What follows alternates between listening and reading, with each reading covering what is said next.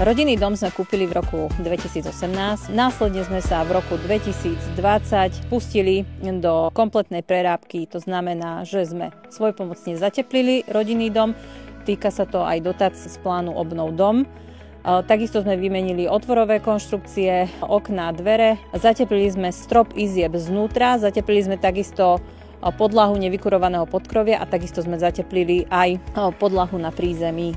O pláne obnovy som sa dozvedela z rádia pri ceste do práce a táto možnosť využiť dotáciu na obnovu alebo rekonštrukciu domu aj už po obnove nás zaujala, preto sme sa prihlásili do výzvy číslo 3, kde sme žiadali o dotáciu z plánu obnovy dodatočne, to znamená už po obnove rodinného domu. Neteší nás iba dom ako taký a to, že sa nám v ňom dobre býva, ale aj vidíme aj úsporu pri energiách, kde nám z roka na rok klesá spotreba plynu, keďže vykurujeme zemným plynom a používame aj na varenie zemný plyn, takže vidíme tam reálne pokles spotreby o 30% približne.